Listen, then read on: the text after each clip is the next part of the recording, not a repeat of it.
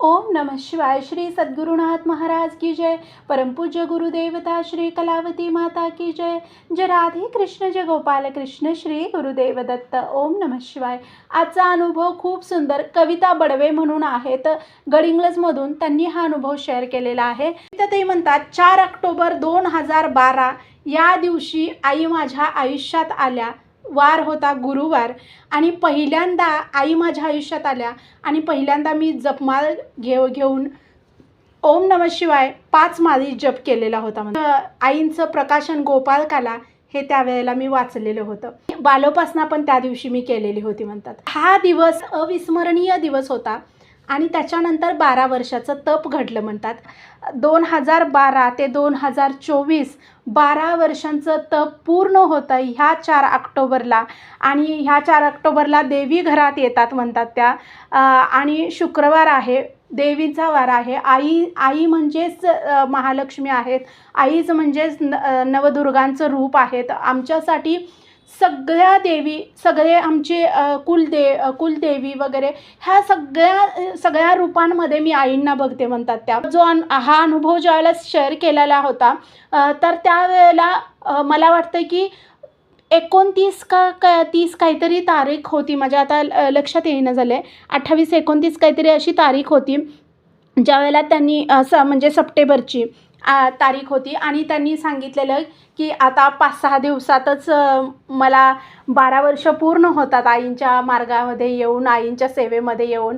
आणि त्यांचा मेसेज पण आणि फोन पण परवा आला की ताई अनुभव तेवढा शेअर करा. आणि मला पण खूप वाईट वाटलं. मला असं वाटलं की आपण निदान दसऱ्या दिवशी तरी शेअर करायला पाहिजे होता ह्यांचा अनुभव. का तर मग मी त्यांच्याशी बोलले पण की म्हटलं कसं वाटतं आहे आता. तर म्हटलं खूप मोठं गुरूंचं म्हणजे एक तप पूर्ण केलं. म्हणजे गुरूंनी एक तपापर्यंत आपल्याकडनं सेवा करून घेतली. ह्या गोष्टीचा खूप आनंद आहे म्हणतात. मी खूप मोठं साजरं केलं म्हटलं. म्हणजे त्यावेळेला म्हणजे आता परवा त्यांनी फोन केलेला ना, अनुभव का शेअर केला नाही म्हणून.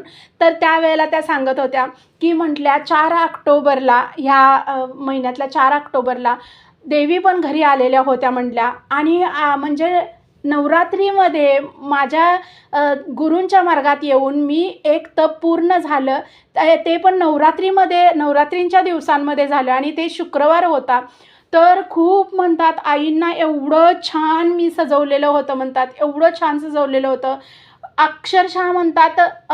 तो जो हार होता तो 3 दिवस मी एकटी करत होते म्हणतात. जो आईंना हार घातलेला होता तो 3 दिवस करत होते म्हणतात. मी माझ्या घरामध्ये आईंना जो हार घातलेला होता तो मी एकटीनं केला. मी कुणालाही त्याला हात लावू दिलेला नव्हता. खूप मोठा फोटो आईंचा करून घेतलेला आहे म्हणतात. म्हणजे आत्ता ह्या 2-4 दिवसापूर्वी करून घेतला आहे. आधी पण होता पण त्याच्यापेक्षा मोठा आता फोटो करून घेतला आहे म्हणतात. आणि त्याला आता हार वगैरे हे आत्ता परवा सांगत होत्या त्यांनी. ज्यावेळेला अजून अनुभव का शेअर केला नाही हे सांगण्यासाठी ज्यावेळेला त्यांनी कॉल केलेला होता विचारण्यासाठी, त्यावेळेला त्यांनी मला सांगितलं आई खूप मोठ्यानं म्हटल्या ते 12 वर्षांचं मी हे केलं, सेलिब्रेशन केलं म्हटल्या. त्या दिवशी म्हणजे उपवास होते पण तरीसुद्धा म्हटल्या मी पोळ्या केलेल्या म्हणतात तरीसुद्धा. आणि पोळ्या करून आमच्या शेजारी जे पण ज्यांच्याकडं शेजाऱ्यांना सगळ्यांना ज्यांनी धरलेले नाही आहेत उपवास त्यांच्या घरात पोळ्या दिल्या म्हणतात. आणि त्याच्यानंतर माझ्या मुलीला स्वतः मी हे करायला लावलेलं म्हणतात. फोडणीचा भात, आमटी तिला करायला लावलेलं. मी पोळ्या वगैरे केलेल्या आणि मी 5 घरांमध्ये सगळं नेऊन दिलेलं म्हणतात. पोळ्या, भात, आमटी वगैरे आणि पापड, भजी हे सगळं तळून मी म्हणतात सगळ्या घरांमध्ये दिलेलं होतं. तर अनुभवांकडे येतेच पण त्या परवा जे सांगत होत्या ते मी सांगायला लागले. तर मला खरंच वाईट वाटलं. मी म्हटलं दसऱ्या दिवशी तरी निदान मी त्यांचा अनुभव शेअर करायला पाहिजे होता. पण असो आईंची इच्छा असते शेवटी की ज्या दिवशी त्यांच्याकडून प्रेरणा होईल तर त्या दिवशी ते अनुभव शेअर होतात. ही गोष्ट खरंच खरी आहे. का तर मी बऱ्याच वेळेला मी रोज अनुभव शेअर करायचं म्हणेन पण मला तेवढा वेळ मिळत नाही. का तर ती कुठंतरी ती गोष्ट आहे की ह्या दिवशी ह्याचा अनुभव शेअर कर, ही आईंची प्रेरणा असते. आणि त्या म्हणतात की खूप भारी 13वं वर्ष सुरू झालं. ह्या एका तपात जे पण गुरूंनी सोबत दिली, जे गुरूंनी साथ दिली, ती कुठलीही माणसं देऊ शकत नाहीत. कुठलीही माणसं देऊ शकत नाहीत. स्वतःची मी पण हे प्रत्येक वेळेला म्हणते आणि त्या पण तेच म्हणल्या. स्वतःची आईसुद्धा मला एका वेळेत म्हटली की नाही तू जा आता. हे आईचे शब्द होते. परिस्थिती तशी होती म्हणला, ती दोष पण देता येत नाही. पण दोष कुणाला द्यायचा, तर आपल्या वेळेला किंवा आपल्या परिस्थितीला, आपल्या कर्मांना.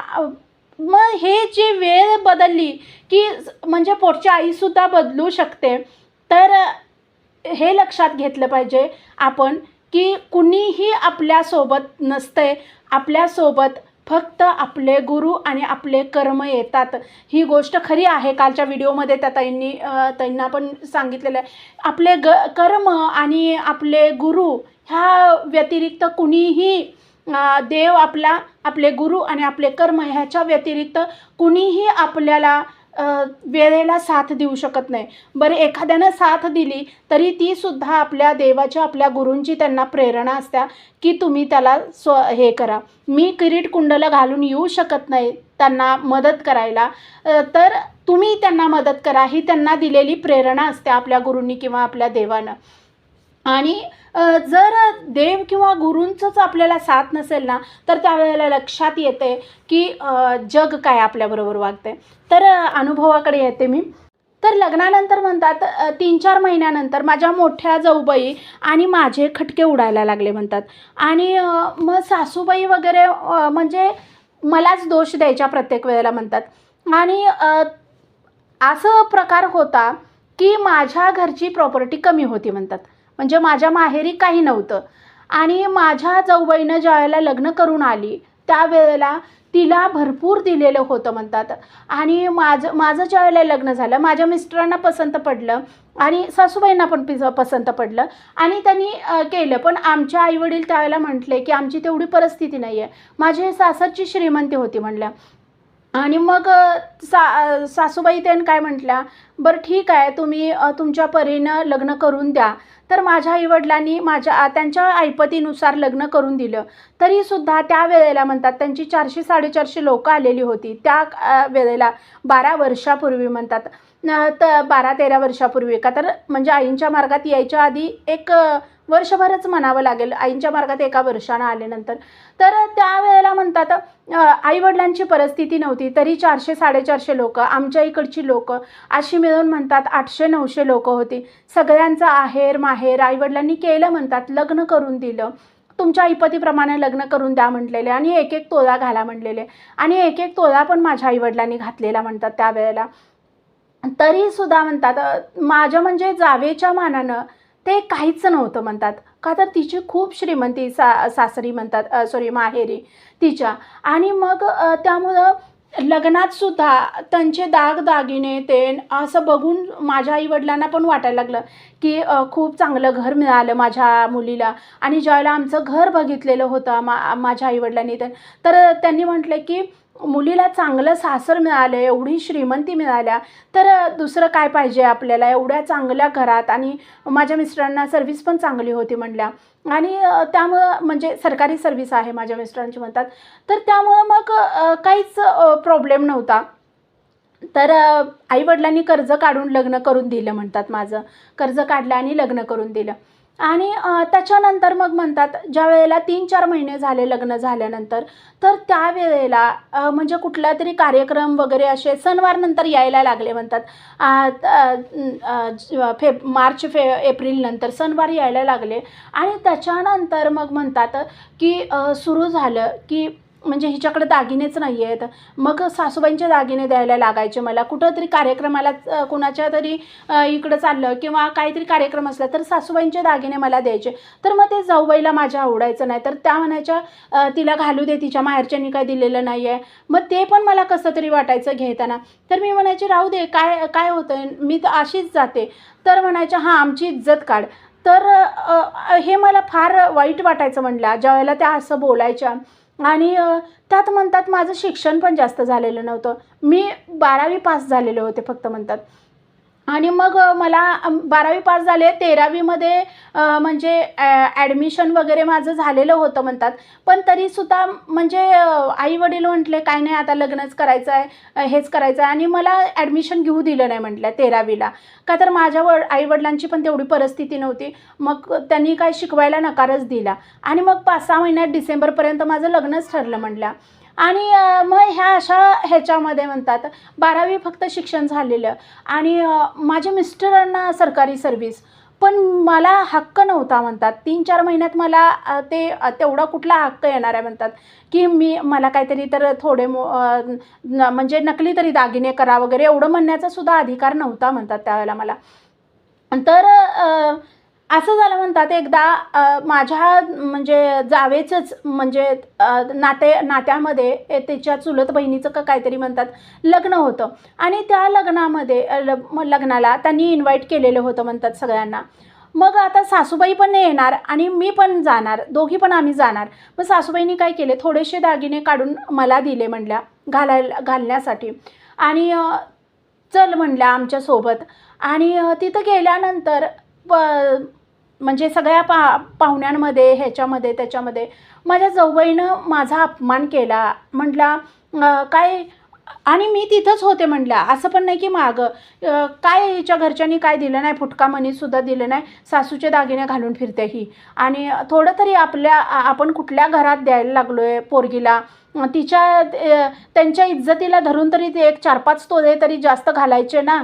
आणि सासूचे दागिने घालते आणि ही मिरवते आता. आणि मी लहान जाऊ म्हणून घरातसुद्धा असं सारखंच टॉर्चर करायचीत म्हणल्या. ते मी गप्प बसायची आणि 4 माणसात पण तसा अपमान केल्यावर मग मी बोलले नाही म्हणल्या काही, पण मला रडू आवरेना म्हणल्या. असा अपमान केल्यावर कुणाला हे वाटेल. तर माझ्या डोळ्यातून पाणी यायला लागलं आणि तिथल्या बायका पण तिला बोलल्या, "असू दे गं, तसं कशाला बोलतेस, असू दे, तिच्या घरची परिस्थिती नसेल." परिस्थिती काय, आमचे आईवडील काय खूप मोठे श्रीमंत नव्हते, पण आमच्या आईवडिलांनी आमच्यासाठी केलं की. असं ती म्हणजेच कायमच टोचून बोलायची म्हणल्या. तरी मी तिथं गप्प बसले म्हणल्या. मी रडले तिथं आणि तिनं सासूला जाऊन सांगितली. कार्यक्रमात भरलेल्या रडायला लागल्या आणि मी फक्त म्हटलं हिच्या आईवडिलांनी काय दागिने घातले नाहीत आणि सासूबाईंनी माझ्या तिला दागिने दिले. मी फक्त एवढंच असंच म्हटलं, असं बोललं आणि तिथं सगळ्या भर मंडपात रडायला लागल्या. असं ती ज्यावेळेला सासूबाईंना बोलली, त्याला सासूबाई बोलल्या, की म्हणजे आम्ही तुला सावरायचं तरीसुद्धा तू आमची बदनामी करणार, हे करणार, रडून दाखवणार लोकांना, असं म्हणून घरी आल्यावर मला सगळेजण बडबडायला लागले म्हणल्या. आणि मग मी म्हटलं, अहो ह्यांनी असं बोलायला लागल्यात, हिच्या आईबापांनी इज्जतीचा विचार तर करायचा, हे तर करायचं, मग मला रडू येणारच ना, असं मी ज्यावेळेला बोलले त्यावेळेला सगळेजण मलाच दोष द्यायला लागले. मग काय झालं म्हटलं, म्हणून दिलं नाही तुझ्या आईवडिलांनी म्हणूनच बोलतात ना, नाहीतर कशाला बोलतात. आणि त्यावेळी मला अशी जाणीव व्हायला लागली म्हटल्या, की हे आपण फार चुकीचं केलेलं आहे. हे लग्न करूनच आपण फार चुकीचं केलेलं आहे. आणि आपली ऐपत नव्हती तर आपण आपल्या ऐपतीप्रमाणे कुठंतरी त्या मानानं लग्न करायला पाहिजे होतं. ज्या माणसाची आपल्या लेवलचा आहे जो माणूस, त्याच्याबरोबर लग्न करायला पाहिजे होतं. आईवडिलांनी पैसा बघून माझं लग्न केलं, ही चुकीची गोष्ट घडली असं मला वाटायला लागलं. मी बोलले नाही म्हणल्या, पण रात्रभर रडत होते म्हणल्या. आणि त्याच्यानंतर बऱ्याच वेळेला असंच दुय्यम दर्जा दिला जायचा, का तर तिच्याकडं फार पैसा होता. माझे दीर पण सरकारी सर्व्हिसमध्ये होते म्हणल्या. त्यामुळं तिला खूप मान सन्मान, तिचा शब्द खाली पडू द्यायचे नाहीत घरात म्हणल्या. आणि मी म्हणजे कुठली तरी एखादी मोलकरीण असल्यासारखं माझं घरात हे होतं म्हणल्या. आणि त्यात मी नवीन असल्यामुळं मी नवऱ्याला काही सांगू शकत नव्हते आणि सांगितलं तरीसुद्धा त्यांच्या लोकांचंच त्यांना पटणार हे मला त्यांच्या वागण्यावरनं बोलण्यावरनं हे ओळखत होतं. का तर माझ्या म्हणजे सगळ्यांसमोर माझा अपमान त्या लग्नातनं वगैरे आल्यावर नंतर त्याच्यानंतर बऱ्याच घरातल्या बारीक सारीक गोष्टी होत्या की त्याच्यामध्ये ते त्यांच्यासमोर माझा अपमान केला जायचा, पण त्यांनी कधी काय बोलायचे नाहीत म्हणलं. आणि त्यामुळं मग मी त्यांना काहीच सांगायचे नाही म्हणलं. का तर मी ओळखलेलं होतं की आपल्या आईबापाची परिस्थिती नाही आहे, त्यामुळं ही लोकं आपल्याला अशी करतात. तर नंतर नंतर असं वाटायला लागलं की काय आहे आपलं, म्हणजे आपलं अस्तित्वच काय आहे. आणि 12वी आपण जर पुढं शिकलो असतो आणि आपल्याच लेवलचा एखादा कुठला तरी पोरगा करून घेतला असता तर मानसन्मानाचं आयुष्य तरी जगलो असतो, असं वाटायला लागलं म्हणला. आणि खूप वाईट वाटायचं, खूप रडायची म्हणल्या मी. 1 वर्ष अशा पद्धतीनं चाललेलं होतं. आणि म्हणल्या सप्टेंबरमध्ये इतकी मोठी भांडणं झाली का. आणि ते मोठी भांडणं होण्याचं कारण सप्टेंबरमध्ये मी माझं एवढ्या महिन्यांमध्ये बंद असलेलं तोंड उघडलं. ते उघडलं त्यामुळं इतकं भांडणं झाली म्हणल्या का. तर म्हणजे दिवाळी आलेली होती म्हणतात 1-2 महिन्यावर. आणि आमच्यात तर त्यांनी सगळ्यांना म्हणजे चांगले चांगले कपडे सगळ्यांना हे केले. मला आणि जाऊबाईला एकसारखी साडी काढायची असं म्हणजे माझ्या मिस्टरांचं मत होतं. आता ज्या माणसानं माझं कधीच ऐकलेलं नाही आहे तो माणूस माझं कसं ऐकेल. पण ज्या वेळेला माझे मिस्टर बोलले ते कपडे काढायला जाताना, कपडे काढायला गेल्यानंतर आम्ही सगळेजण होतो म्हणल्या. म्हणजे माझे दीर नव्हते, माझे मिस्टर होते म्हणल्या आणि जाऊबाई आणि मी आणि सासूबाई आम्ही एवढेजण होतो म्हणल्या. आणि कपडे ज्यावेळेला आम्ही काढायला गेलो त्यावेळेला त्यांनी दोघींनी हलकी साडी मला काढली आणि त्या दोघींना सेम साडी काढली. तर त्यावेळेला माझे मिस्टर काय बोलले की तिला पण त्यातलीच एक काढा. असं त्याला फक्त एकदाच पहिल्यांदा माझ्या मिस्टरांनी माझ्या बाजूनं पहिल्यांदा, आणि मी तिथंच उभी होते, मी फक्त कलर मला दाखवला आणि तुला ह्यातला कुठला कलर पाहिजे. तर मी म्हटलं कुठलाही बघा तुमच्या ह्यानं जो वाटेल तुम्हाला मला चांगला वाटेल दिसेल तो बघा, असं मी सासूबाईंना म्हणलं. आणि त्यांनी दोघींना एकसारख्या साड्या घेतल्या, म्हणजे एका सुतातल्या एका ह्याच्या क्वालिटीच्या घेतल्या आणि दुसऱ्या ह्याच्यामधल्या मला साडी घेतली. आणि त्यांनी ते बघितलं आणि ते काय म्हटले की एकसारख्याच तिघींना पण साड्या काढा, कलर वेगवेगळे असू देत, तुम्हाला जसे पाहिजे तसे घ्या, पण एकसारखे घ्या, तसं एक वेगळं असं करू नका.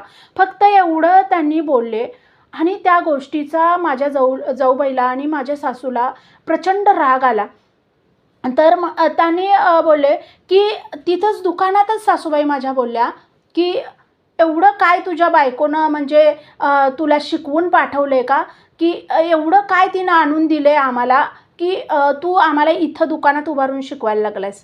असं ज्यावेळेला त्या बोलल्या त्यावेळेला माझे मिस्टर बोलले की इथं आपण दुकानामध्ये आहे, घरच्या गोष्टी इथं काढायच्या नाहीत. मी फक्त एवढंच सांगितलं आहे एकसारखे सगळ्यांना आले पाहिजेत साड्या. तर मी फक्त एवढंच बोलले, असू दे मला काय सवय आहे, एवढंच मी बोलले.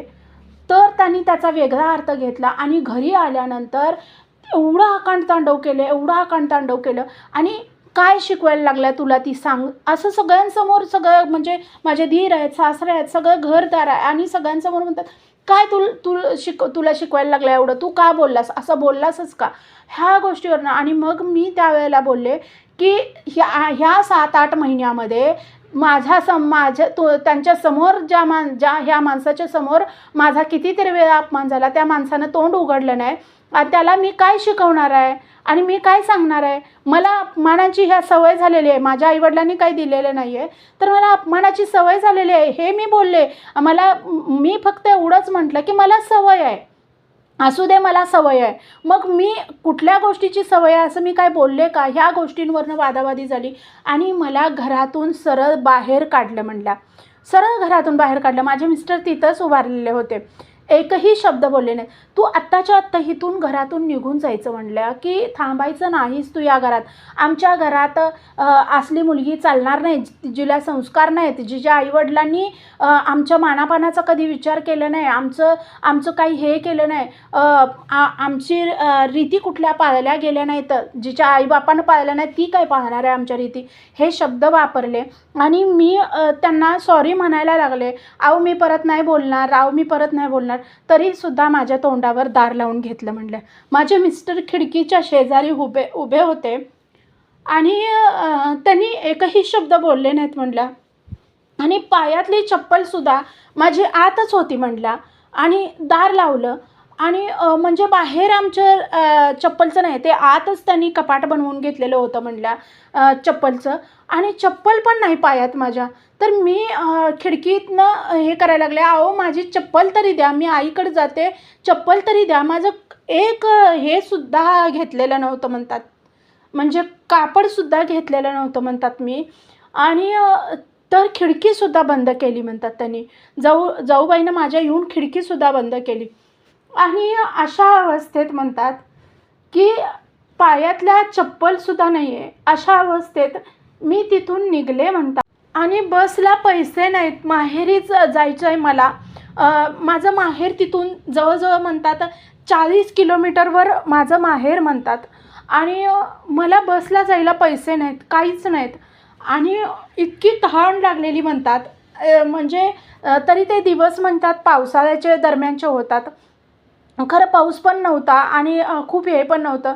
मी तशीच चालत चालत म्हणतात ज्या वेळेला स्टँडवरती गेले आणि एका कंडक्टरला म्हणलं की म्हणजे माहेरचं नाव सांगू नका बोलले त्यांनी. तर तिकडं जायचं आहे म्हणला माहेरी जायचं आहे. मी तशीच बसमध्ये बसून आलेले म्हणल्या. आणि कंडक्टरनं ज्यावेळेला विचारलं, साडी तर अंगावर चांगली दिसते आणि पायात चप्पल नाही आहे, केस हे झालेली, विस्कटलेली, रडलेले डोळे वगैरे सगळं ओळखत होतं. कंडक्टरनं नाही हे केलं म्हणल्या, मला सोडलं म्हणल्या. आणि मी ज्यावेळेला घरी गेले त्यावेळेला आईनं बघितलं म्हणलं. आणि आई इतकी रडली, मला काय बोलावं काय सुचत नव्हतं म्हणलं. 2 दिवस आई विचारत होती काय झालं आहे. कुणी फोन केला नाही म्हटला घरी माझ्या, किंवा कुणी हे केलं नाही. माझे मिस्टरसुद्धा आले नाहीत की घरी आले वगैरे का म्हणून, आले नाहीत म्हटले ते. आणि मग माझ्या आईला म्हटलं, मी कुठं पण राबून खाते, खरं मला परत त्या घरी पाठवू नकोस. तर त्यावेळेला आई एकदम सुन्न झाली. अजून वर्ष झालं नाही म्हणजे लग्नाला, तोपर्यंत पोरगी म्हणता की मला पाठवू नको परत त्या घरी. आणि आईला म्हणजे सुचायचं बंद झालं. आई म्हटली, अगं तू अजून आमची चूक झाली, अजून जरा लग्न लवकर नाही करायला पाहिजे होतं, अल्लड वयात काय कळत नाही. पण मी अगं आई काही बोललेच नाही. मी सांगायला लागले, मी काहीच बोलले नाही. मी फक्त म्हटलं की त्यांनी कधीच माझ्या बाजूनं बोलले नाही. एवढे दिवस माझा अपमान होतोय तर माझ्या बाजूनं कधीच बोलले नाहीत, तर आत्ता कसं बोलतील, असं मी एवढंच म्हटलं त्यांना. तर त्यांनी मला घराच्या बाहेर काढलं. नाही ते सुनवून मी माफी पण मागितली, तरी पण मला घरात ठेवलं नाही. तरी पण आईवडील म्हणायला लागले, मग कशाला बोलायचं नाही, आपण उलटं बोलायचं नाही. काय बोललं नसतं म्हणजे काय झालं असतं, नुसतं ऐकून घेतलं तर काय अंगाला काय भोकं पडतात का. हे शब्द माझ्या आईवडिलांनी वापरले. आणि त्यावेळेला असं वाटायला लागलं, अरे आपण म्हणजे काहीच आपली किंमतच नाही आहे काय. आई वडील असे म्हणतात की म्हणजे सहन कितपत करणार आपण, म्हणजे काहीच बोलायचं नाही म्हणजे आपण बहिरे आणि हे आहोत काय, आंधळे आहोत काय. तसं असतो तर बरं झालं असतं असं वाटलं. एक मिनिटभर मला म्हणला की मी आईला म्हटलं पण, अगं मी बहिरी असते आणि मी आंधळी असते तर बरं झालं असतं, म्हणजे मला कोण काय वाईट बोलते ते पण ऐकू आलं नसतं, कोण वाईट वागते माझ्याबरोबर ते सुद्धा दिसलं नसतं, आणि त्या लोकांनी पण मला करून घेतलं नसतं. असं ज्यावेळेला बोलले त्यावेळेला आईनं म्हणली, असू दे जाऊ दे असं करून. मग त्या दिवशी तेवढं व्यवस्थित माझ्याबरोबर बोललीत केलीत, जेवण खाणं झालं, सगळं झालं म्हणला. त्यांचे विषय हेच चालू होते आईवडिलांचे, का तर भाऊ होता एक, आणि आता त्याच्यानंतर भावाचं पण लग्न वगैरे करायचं त्यांचं चाललेलं होतं. भाऊ मोठा होता म्हणलं, आणि त्याचं पण सर्व्हिस लग्नाचं वगैरे हे ते घरात चाललेलं होतं म्हणलं. आणि त्यात मी आले. आणि आमच्या इकडं लवकरच लग्न केलं म्हणतात, सगळ्या मुलींची लग्न लवकरच. आणि मग त्या आणि पोरांची पण लवकरच, पोरांना पण काय शिकू देत नाहीत, काही नाहीत, लग्न करून टाकतात म्हणतात. आणि मग आईवडिलांनी म्हणजे त्यांच्या चर्चा चाललेल्या मला ऐकू येत होत्या म्हणल्या की 4-8 दिवस राहू दे. वडील माझे सांगत होते 4-8 दिवस राहू दे, तिच्या पण हे झाल्यावर परत मग आपण जाऊ तिला घेऊन, आणि पोरीची जात आहे माफ करा ते असं सांगून हे करू ते. ह्या आईवडिलांच्या चर्चा मी ऐकल्या म्हणल्या. आणि असं वाटलं की काय म्हणजे आपल्या आयुष्यातच काय अर्थ नाही. आणि मग म्हणतात एक दिवशी त्या 4-8 दिवसामध्ये एक दिवशी मी असंच रडत बसलेले होते म्हणतात दारातच आमच्या. रडत बसलेले होते. आई माझी कामाला जायची म्हणतात दिवसभर, तर घरातली कामं आवरून मी रडत बसलेले होते म्हणतात. आणि आमची शेजारची एक छोटी मुलगी आहे म्हणतात. तर गुरुमार्गात आणण्यासाठी म्हणतात काही काही वेळेला ना गुरु म्हणजे अगदी तान्हुल्या बाळाला सुद्धा आपल्याला मार्गदर्शन करायला पाठवतील म्हणतात. तर ती छोटी मुलगी होती म्हणतात आणि ती सुट्टीला आलेली होती म्हणतात आमच्या इकडं. म्हणजे अजून सुट्ट्या पडायच्या होत्या, अजून दिवाळी म्हणजे थोडी लांब होती म्हणतात, सुट्ट्या वगैरे पडायच्या होत्या. पण तिच्या आईची डिलेवरी वगैरे पण आलेली होती म्हणतात आणि त्यामुळं तिची शाळा वगैरे बुडवून फक्त तिला पेपरला नेणार होतं त्या मुलीला म्हणतात. माझ्या अजून सगळं लक्षात आहे म्हणतात. त्या मुलीला पेपरला नेणार होत्या म्हणतात. आणि ती मुलगी आईबरोबर आलेली होती आणि आधीच म्हणजे माझ्या माहेरी तिच्या आईचं माहेर होतं म्हणणं. आणि ती मुलगी ज्यावेळेला आली म्हणल्या तिथनं चाललेली होती आणि रस्त्यावरून चाललेली होती, तर मी रडत होते, तर ती माझ्याकडे बघत उभारलेली होती म्हणल्या कितीतरी वेळ. आणि ती मुलगी जास्त मोठी नव्हती म्हणल्या, 4वी-5वीची मुलगी होती. तर मी अशी हमसून एकटीच रडत होते आणि ती माझ्याकडे अशी बघत होती की ही रडायला लागल्या म्हणून. आणि तर ती जण माझी ज्यावेळेला नजरानजर झाली त्यावेळेला मी एकदम डोळे पुसले आणि मी रागानं म्हटलं, काय गं काय आहे, असं मी तिला बोलले म्हणला रागानं हे करून. तर त्यावेळेला ती मुलगी म्हणली, का रडताय तुम्ही, कुणी काय केलं आहे असं ती. आणि तिनं तसं बोलल्यावर म्हणजे मला कसं तरी झालं, मी हिला रागानं बोलले म्हणून. कुणाच्यात आलेस तू. तर तिनं सांगितली म्हणली की पुढे आहेत ना झेंडे त्यांच्यात आले मी. आणि ती मुलगी 4वी-5वीची होती आणि ती आपसूक जवळ आली म्हणल्या. आणि तर मग मी डोळे वगैरे पुसले आणि मग मी बोलायला लागले तिच्याबरोबर म्हणल्या.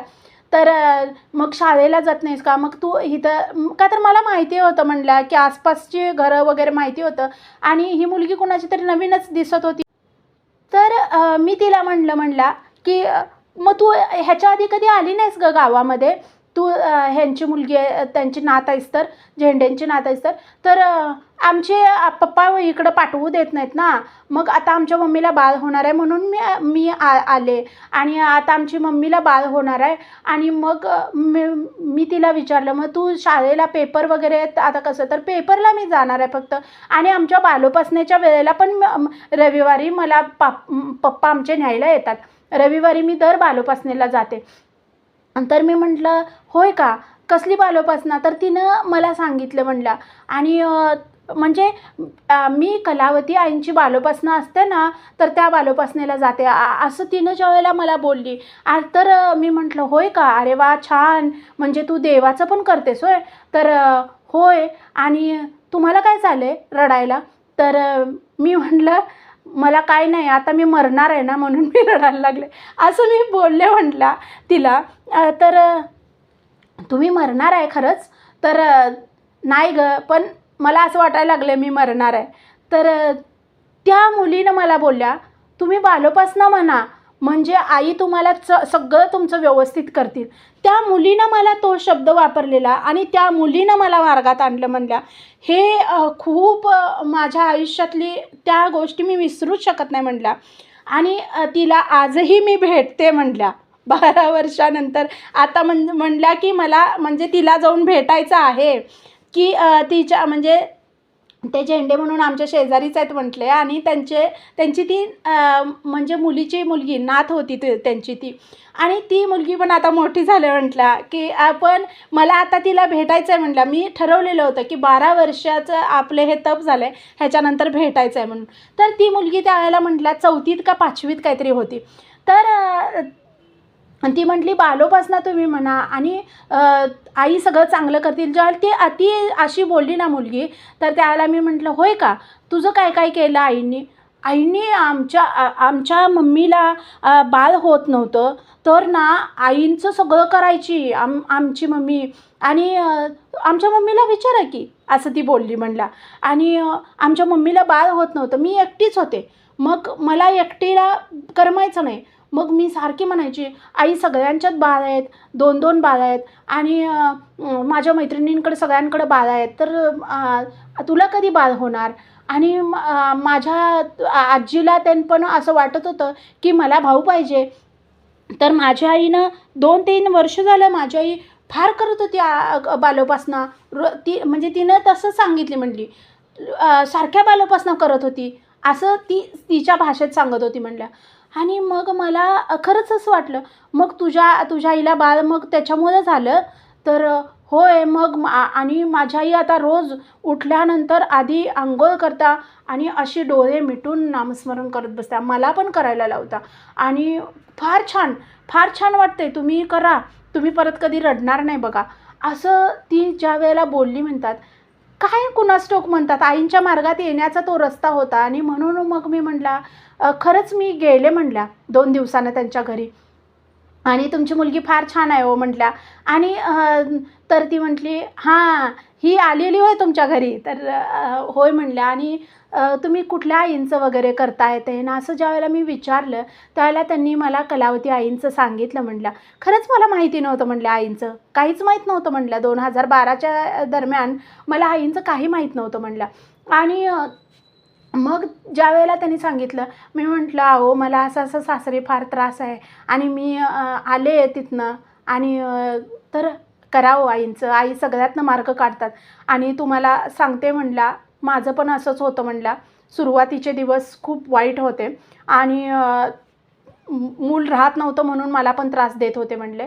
आणि त्याच्यानंतर मुलगी झाली त्याच्यानंतर पण मला राहण्यासाठी प्रॉब्लेम व्हायला लागला आणि सासूबाई म्हणायला लागल्या की मुलगा पाहिजे वगैरे. तर मला इकडं माहेरीसुद्धा पाठवत नाहीत म्हणल्या. त्यामुळं तू ते माहिती नाही आहे मी इकडं जास्त कुणाला म्हणल्या. लग्नानंतर खूप वर्ष मला मूल नव्हतं वगैरे.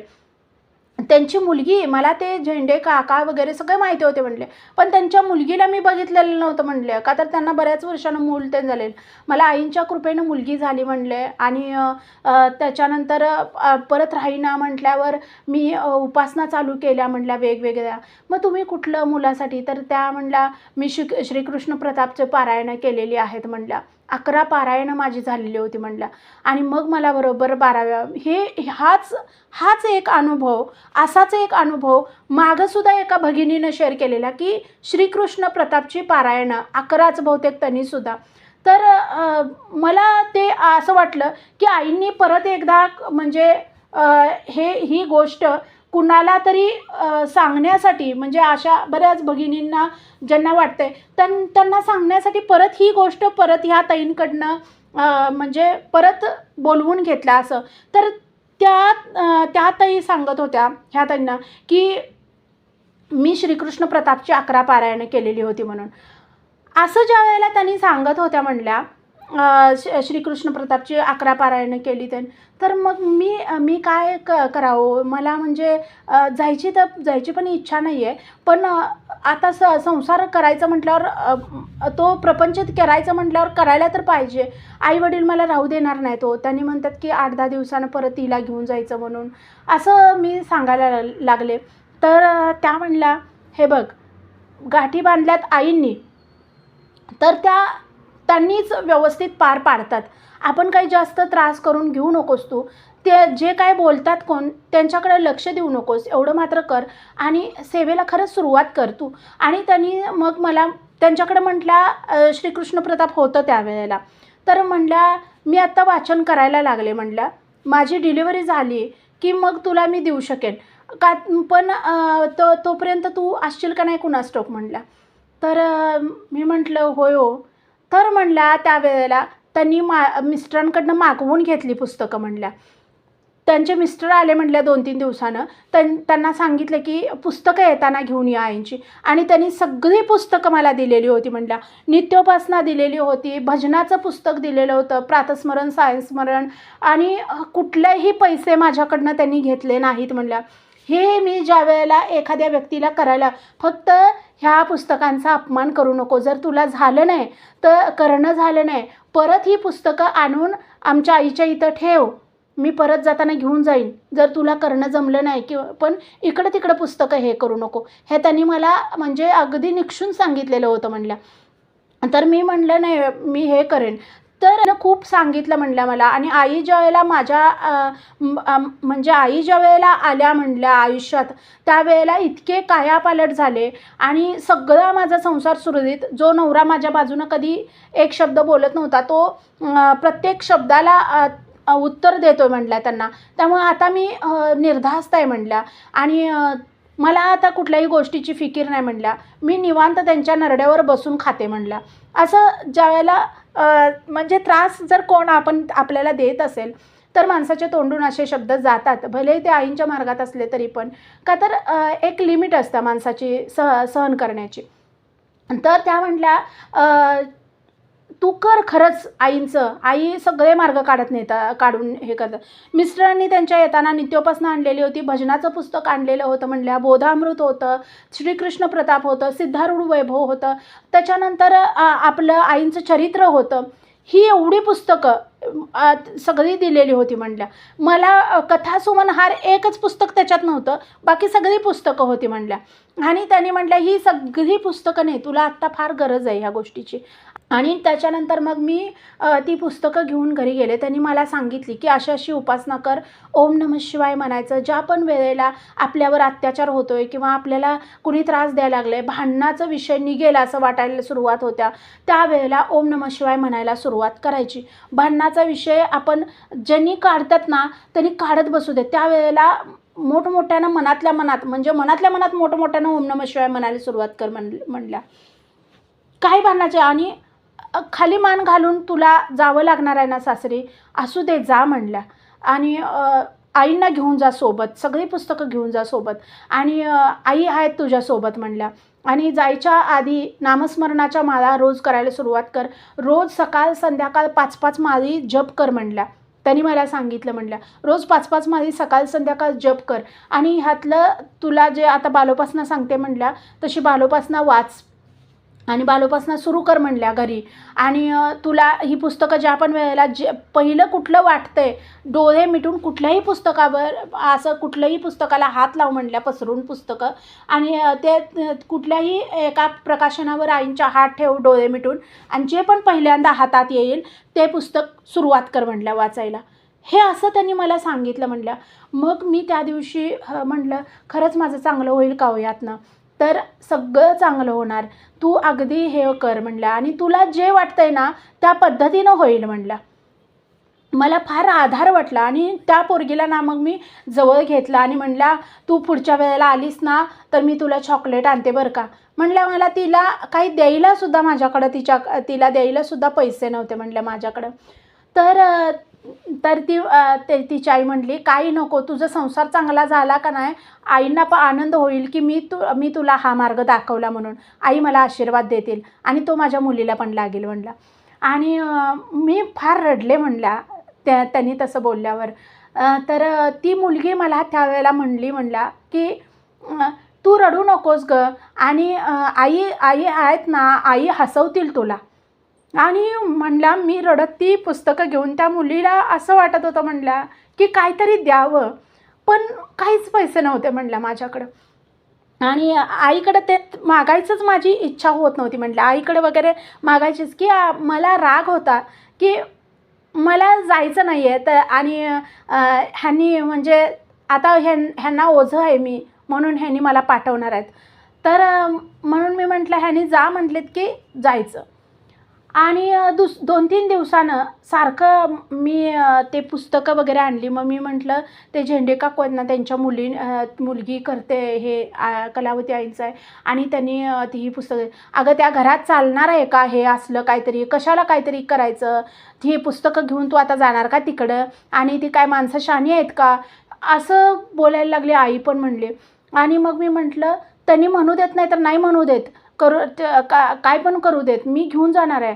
आणि मी गेलं तरी पण जाईन, नाही तरी पण नाही जाणार, असं मी आईला रागानं बोलले म्हणल्या. तर ते आईला खरं वाटलं म्हणल्या. आणि आईला असं वाटलं की ही म्हणजे हे करेल, इथंच राहील.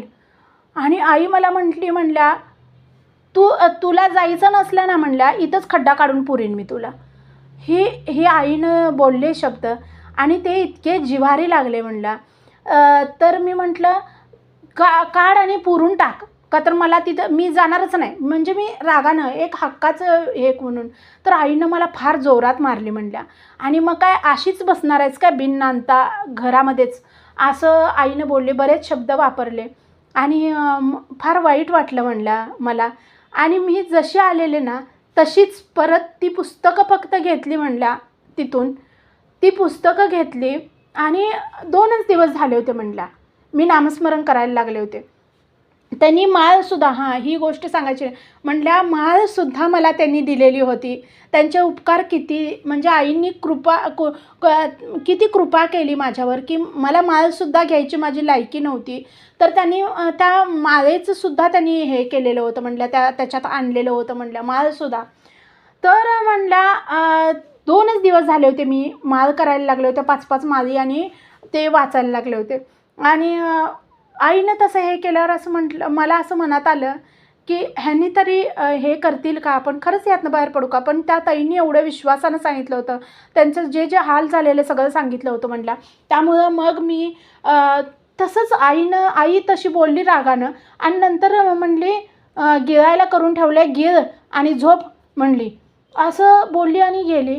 तर मी सगळी प्रकाशनं घेतली म्हणल्या, आईंची माळ घेतली आणि बिना चप्पलची परत निघाले म्हणल्या. आणि एवढं वाईट वाटत होतं, इतकं वाईट वाटत होतं म्हणल्या, इतकी रडत होते मी. आणि आधी त्या ताईंना भेटायला गेले म्हणल्या, आणि त्यांना पण नाही सांगितलं मी म्हणल्या की मी आईबरोबर भांडून चालले, किंवा आईनं असं बोलली म्हणून मी चालले, काहीच बोलले नाही म्हणल्या मी. आणि त्यांना म्हटलं की ताई मी आज चालले आणि मला तुम्हाला फार काही काही गोष्टी सांगायच्या आहेत, पण ते नंतर कधीतरी आपली भेट जर झाली तर मी सांगेन तुम्हाला, असं बोलले. आणि मी जाणार आहे आज, असं मी बोलले, पण मी आत्ताच चालले, असं काहीच सांगितलं नाही. मग पिशवी वगैरे कसली घेऊन चाललेस, मग कुठं बाजारात चाललेस काय, त्यांनी हे पण विचारलं म्हणल्या. तर नाही हो, इथंच चालले मी जरा बाहेर, असं म्हणल्या. आणि अगं चप्पल पण नाही आहे तुझ्या पायात, काय नाही आहे, किती दिवस झालं मी बघते चप्पल नाही आहे तुझ्या पायात. तर ना त्या उठल्या म्हणल्या, आणि त्यांनी एक छान चप्पल दिली मला म्हणल्या, आणि म्हणल्या ही चप्पल घालून जा म्हणल्या, आणि तुला ठेव ही. तर मी म्हणलं नको आहो मला, तर असू दे गं, असं म्हणून त्यांनी चप्पल, आणि जाणार आहेस ना असं म्हणून त्यांनी त्या वेळेला म्हणतात माझ्या हातात 300 रुपये दिलेले होते. आणि मला असं वाटलं की हे आईंनी केलेलं आहे, म्हणजे आता मी चालत जाणार बिना चप्पलची, बिना पैशाची, जशी मी आले होते तशीच मी आता परत जाणार आहे. ही गोष्ट कुठंतरी आईंना नको होती, म्हणून 2 दिवस मी नामस्मरण जे केलं होतं वगैरे मी घेऊन म्हटलं, खूप अनुभव त्यांचा मोठा आहे त्यामुळे मला पण थोडंसं हे व्हायला लागलं. तर मग म्हटलं चप्पल, त्यांनी दिलेलं चप्पल, आणि त्यांनी 300 रुपये, मी नको नको म्हणत असताना त्यांच्या आई पण त्यांची म्हटली की अगं असू दे, आणि आता तिनं पण हे बघितलेलं आहे सगळं म्हणून तिला माहिती आहे, तिनं पण हे भोगलेले आहे म्हणून तिला माहिती आहे, आणि आता तिचे बघ सगळे चांगले दिवस आलेत, तुझे पण येणार, आणि जा आता घरी आणि जरा विश्रांती घे, नामस्मरण वगैरे कर, आणि ज्यावेळेला जाणार आहेस ना त्यावेळेला आणि परत येताना, असं बोलल्या. त्यांना काय वाटलं की मी आईकडं परत जाणार आहे म्हणून. तर मी आईच्या घराला म्हणजे फक्त कडी घातलेली होती म्हणल्या मी, आणि म्हणजे हे पण माझ्या मनात आलं नाही की आईचं घर उघडं आहे, काय नव्हतं म्हणल्या घरात नेण्यासारखं, पण तरीसुद्धा आईच्या घराला कुलूप घातलं तर कुठं ठेवायची किल्ली, कुणाकडे द्यायची मग, म्हणून मग मी म्हणल्या कुलूप पण घातलं नाही, कडी नुसती घातल्या आईच्या घराला. आणि ती अवस्था बेकार झालेली होती ना. आम्ही नमस्कार केला घराला, आणि आईंना म्हणलं तुम्ही घरातलं काय जाऊ देऊ नका, घराची कडी आई आहे तोपर्यंत तशीच राहू द्या, असं म्हणलं.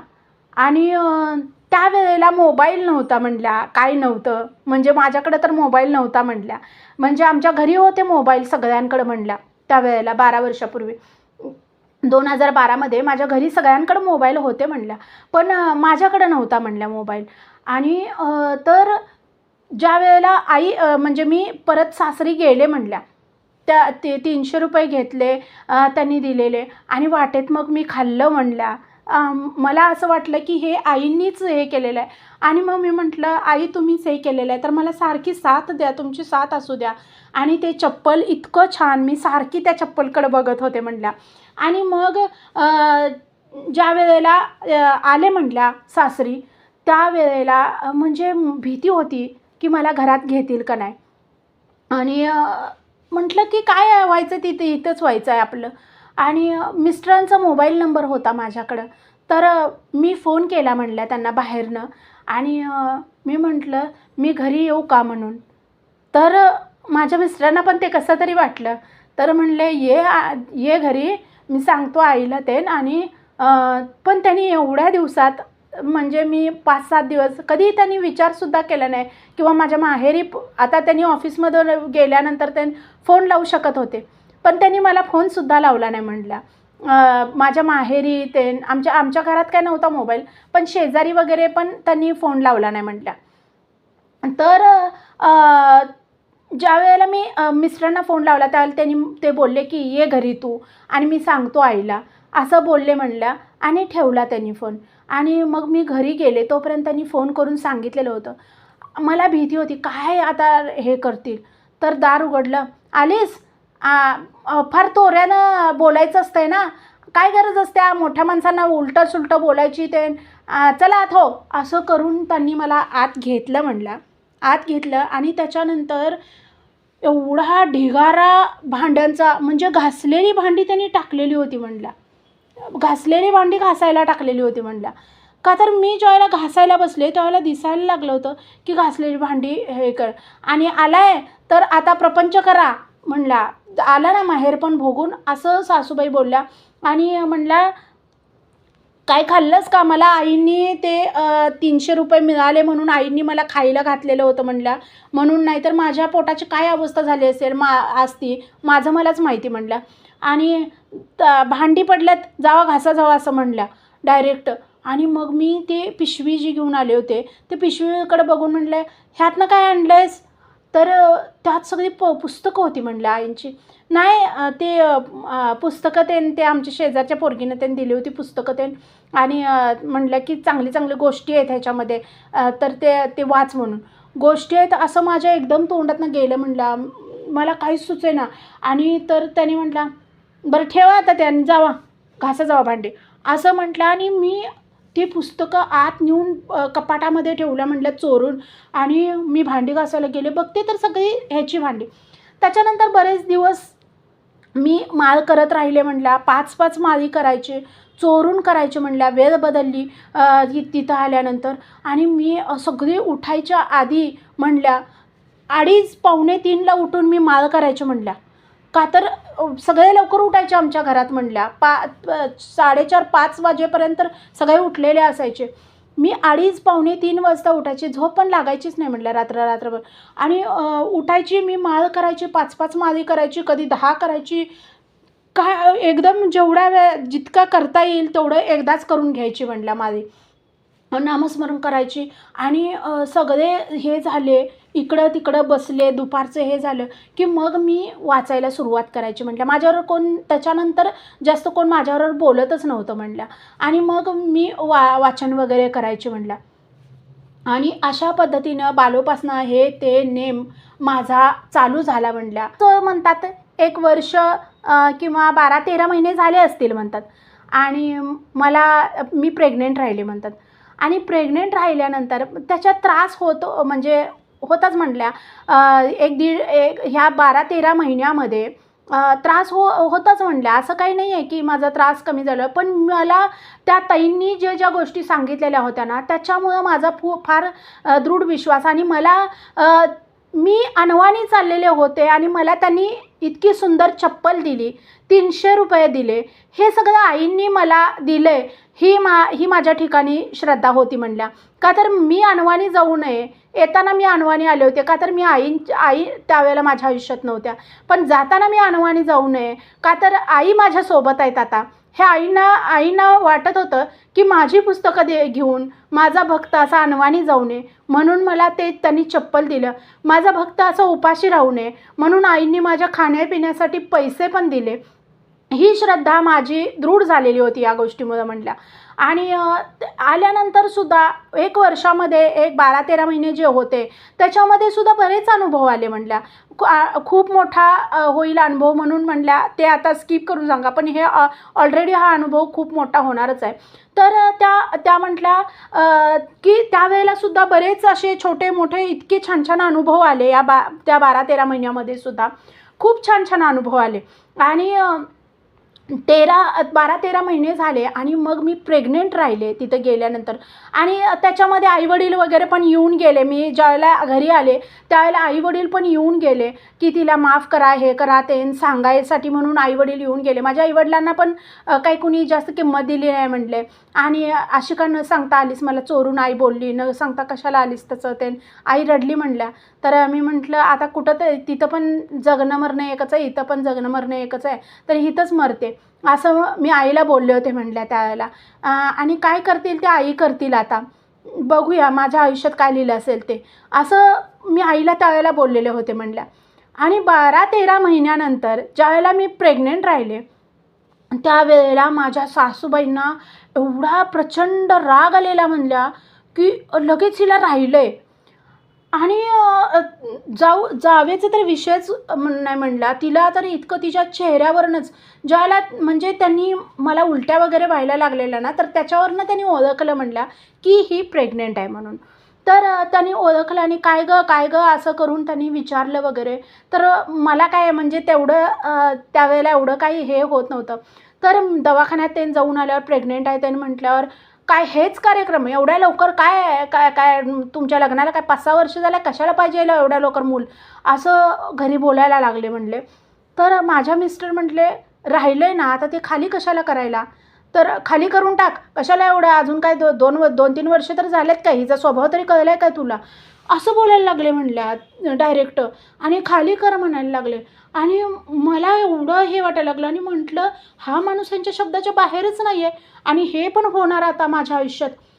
आणि मग मला इतकी भीती वाटायला लागली म्हटल्या. आणि ठरलं म्हटलं, सासूबाई म्हटल्या काय नको एवढ्या लवकर मूलबाळ कशाला पाहिजे रे, आणि जाऊ देत अजून 2-3 वर्ष.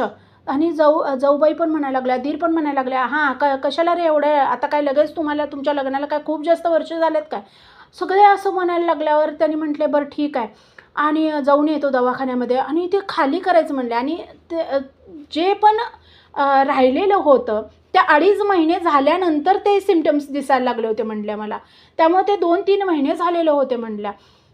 आणि मग म्हटल्या असं ते हे करायला लागल्यावर मी त्या दिवशी एवढी रडले म्हटल्या. जाऊन आईंचा फोटो घेतला म्हटल्या आणि अगदी छातीशी धरून आई आणि असं काही होऊ देऊ नका, मला माझं बाळ पाहिजे आणि तुम्ही काहीतरी तर हे करा आणि तुम्ही असं होऊ देऊ नका. मी फार रडले म्हटल्या. काही कळत नव्हतं मला पण म्हटल्या त्यावेळेला म्हणजे पण मी प्रेग्नेंट आहे ह्या गोष्टीचं मला चांगलं वाटलं होतं म्हटल्या. आणि मग म्हटल्या मी आईंकडं फार प्रार्थना केली. आणि त्या दिवशी म्हटल्या माझे मिस्टर म्हटले की संध्याकाळी आल्यावर तिला दवाखान्यात घेऊन जातो. मी म्हटल्या कामं झाल्यावर दिवसभर अशी आत बसले होते आणि सासूबाईंनी किती वेळा दार वाजवलं तरी मी दार उघडलं नव्हतं म्हटल्या. अगं काय झालं, मेलीस काय, हे केलीस काय, काय वाटेल ते बडबडत होते म्हटलं. थांब तुझा नवरा येऊ दे मग तुला सांगतो, हे करतो ते करतो, असं बरंच झालं म्हटल्या. पण तरीसुद्धा मी दार उघडले नाही. मी माळ घेऊन जे नामस्मरण करत बसलेले होते ते मी माझा नवरा आल्यावरच दार उघडलं म्हटलं. आणि मग माझा नवरा म्हटला काय काय झालं का तुला, दरवाजा का उघडला नाहीस, ते पण ओरडायला लागले. नाही हो मला बरंच वाटेना, मी झोपले होतेच, माझा आवाजच फुटेना झालता, मी अगदी आवाज बारीक करून मी हेच आधीच ठरवलेलं होतं की काही पण असू दे पण आता खोटं बोलायचंच, काय करणार मग ह्या गोष्टीला, मला नामस्मरण करायचं आहे हे कुणाला सांगणार. आणि मग म्हणजे दवाखान्यात गेलो. आणि दवाखान्यात गेल्यानंतर हे केल्यानंतर ज्या वेळेला डॉक्टरांना सांगितलं वगैरे तर त्यावेळेला त्यांनी म्हटले आता तिचं वय लहान आहे, ठीक आहे वय लहान आहे म्हणून त्यांनी सांगितलं, वय लहान आहे एवढ्या लवकर नको होतं. पण राहिलंय तर कशाला खाली करताय? असू दे, तुम्हाला कळणार नाहीत ह्या गोष्टीच्या व्हॅल्यू, नंतर समजेल तुम्हाला. आणि मी डॉक्टर म्हणून सल्ला देईन की असं काही करू नका वगैरे. त्यांनी ज्यावेळेला सांगितलं, आणि हे खूप पुढं गेलेलं आहे. तुम्हाला आधी कळलं नाही का म्हटला की हे 3 महिने होऊन गेलेले आहे म्हणले. डॉक्टर ज्यावेळेला म्हणले, मलाच आश्चर्य वाटलं. म्हणले की मला म्हणजे MC येत नव्हती, हे येत नव्हती, हे मला माहिती होतं, पण आली नाही म्हणून मी एवढं कधी विचारच केला नाही. आणि त्या मला काही त्रास पण होत नव्हता. म्हटलं आली नाही म्हणून मी काही हे पण केलं नाही. आणि म्हणले 3 महिने होऊन गेलेले आहेत. म्हणले तुम्ही काय उगीच हे करायला लागलाय, आता राहिले तर राहू दे. डॉक्टरांनी ज्यावेळेला असं बोलले म्हटलं, त्यावेळेला माझे मिस्टर मान खाली घालून आले म्हणले. आणि आईला म्हटले डॉक्टर नाही म्हणतात, असू दे. आणि त्यावेळेला भांडाभांडी सुरू झाली. काय अक्कल होती का नाही, हे होतं का नाही, नुसते हेच धंदे करायचे होते, तेच धंदे करायचे होते, असं सुरू झालं म्हणले. तरी पण माझ्या मिस्टरांनी त्यावेळेला म्हटले, डॉक्टर म्हणतायत ना तर होऊन जाऊ दे गं, काय होतं. पण म्हणला मला एवढं हायसं वाटलं की आईनी ही गोष्ट टाळली. तो खूप मोठा अनुभव होता. दुसरा नाही, बरेच अनुभव आले ते म्हणल्या त्याच्यानंतर पण. आणि ते म्हणले असू दे, आता ती राहिले, आता तिला काय बोलू नका, असू दे गं, जाऊ दे तिकडं, त्यात तिची काय एकटीची दोष आहे का तिचा, असं ज्यावेळेला म्हटले त्यावेळेला तर म्हणल्या सासूबाई माझ्या अशा तन तन तन तन करत होत्या पूर्ण घरभर. आणि जावेचं तर तोंड असं झालेलं होतं म्हणल्या की मला कुठले हिरमाणकं कुणी आणून दिलेत का काय, असं तिचं तोंड झालेलं होतं म्हणल्या. आणि मला मात्र आतून एवढा आनंद झालेला होता की ही गोष्ट आईंनी टाळली. माझ्या दिवसभराच्या नामस्मरणाचं आईंनी मला फळ दिलं आणि आईंनी ही गोष्ट टाळली म्हणून. तुम्हाला सांगते म्हणल्या, मला येताना इतकी भूक लागलेली होती म्हणल्या, म्हणजे दवाखान्यातून येताना इतकी भूक लागलेली होती म्हणल्या की आता जाऊन कधी जेवायला मिळणार, आता घरात गेल्यावर सुद्धा भांडाभांडी होणार आणि ते जेवण कधी मिळणार असं झालेलं होतं. पण ह्यांना मी बोलू शकत नव्हते म्हणल्या की मला भूक लागल्या फार, मला काहीतरी खायला देता का म्हणून. आणि आपसूक ह्यानीच म्हणल्या त्या दिवशी खायला घेतलेलं होतं म्हणल्या. आणि खायला घेतलेलं होतं आणि डोसे वगैरे हे ते घेऊन आपण पण खाल्ले आणि मला पण त्यांनी घेऊन दिलेलं होतं म्हणला. आणि तीसुद्धा आईने व्यवस्था केलेली होती म्हणला की आता हिला घरी गेल्यावर लवकर जेवायला मिळणार नाही म्हणून. नंतर हे झालं म्हणलं सगळं. आणि त्याच्यानंतर मला फार आनंद झाला. त्या दिवशी रात्रभर मी झोपले नाही म्हणल्या. रात्रभर मी नामस्मरण करत होते म्हणल्या. रात्रभर मी नामस्मरण करत होते. आणि ह्या अंगावरनं त्या अंगावर नवरा झाला तर मी लगेच अशी झोपायची म्हणल्या. म्हणजे त्यांना का उठल्यास म्हणून विचारायला नको म्हणून. आणि मी रात्रभर नामस्मरण करत होते म्हणल्या. अजिबात मी एक डुलकीसुद्धा त्या दिवशी काढली नाही म्हणल्या. आणि मला असं वाटायला लागलं कधी एकदा आईला वगैरे भेटू, म्हणजे आईची पण आठवण यायला लागली. आणि त्याच्यानंतर म्हणल्या 4 दिवसात आई आपसुकच घरी आली म्हणल्या. आणि तर माझ्या सासूबाईला त्यांना असं वाटायला लागलं की म्हणजे जावयानं वगैरे फोन करून सांगितलं असेल हे झाल्या म्हणून, प्रेग्नेंट आहे म्हणून. आणि मला आईला एवढं बघू वाटत होतं. आईला पण फार आनंद झाला. पण सासूबाईंनी फार अपमान केला माझ्या आईचा की राहिले काय एवढाच धंदा, लगेच एवढाच धंदा करायला सांगितला होता काय लेकीला, ह्या शब्दात बोलल्या म्हणल्या. माझ्या आईनं लक्ष दिलं नाही म्हणल्या. पण मला म्हणल्या असू दे म्हणलाय ना नवरा तुझा, असू दे, चांगलं झालं गं माझ्या मुलाचं ते, असं बोलली म्हणल्या आई. आणि आईनं माझ्या हातात 100 रुपये दिले म्हणल्या. आणि तुला काय खाऊ वाटलं तरी घेऊन खा वगैरे असं सांगून आई गेली म्हणल्या. आणि माझी ती पण इच्छा आईनी पूर्ण केली म्हणल्या. का तर मला माहिती होतं की आईला लगेच मला भेटता येणार नाही, तर आईलासुद्धा भेटायला पाठवून दिलं त्या काळात. आणि त्याच्यानंतर सेवा खूप वाढवली, खूप नामस्मरण वाढवलं म्हणलं मी एवढंच ठरवलेलं होतं की मी हारते, माझी सेवा हारते का माझी परिस्थिती हारत्या, हे मला बघायचं होतं म्हणल्या. मी प्रत्येक वेळेला हे केलं ना, बालोपासना केली ना म्हणल्या. आणि पुस्तक वाचले की मी म्हणायची आई मला बघायचं आहे, मी हारते, माझी सेवा हारता, तुम्ही हारताय का माझी परिस्थिती हारत्या. माझी सेवा मी हारले तर तुम्ही हारला, आणि माझी परिस्थिती जर बदलली तर मी जिंकले, तुम्ही जिंकला, हे सारखं मी आईंना म्हणायची. आणि मला इतकं हे व्हायची म्हणलं मी, इन्स्पायर व्हायची. ज्यावेळेला मी पुस्तकं वाचायची त्यावेळेला फार इन्स्पायर व्हायची म्हणलं मी. आणि मग म्हणला एक दिवशी मला 7वा महिना चालू झाला आणि 7व्या महिन्यात म्हणला घरात ना माझे म्हणजे कुणीतरी शेजारी पाजारी म्हणा किंवा कामावरचे कोणीतरी म्हटले असतील म्हणला की काय रे बायकोचं डोहाळे जेवण कधी वगैरे असं म्हणले असतील म्हणला. तर माझ्या मिस्टरांनी अचानक म्हणले की घरात डोहाळे जेवण कधी करायचं असते ग आई असं बोलले.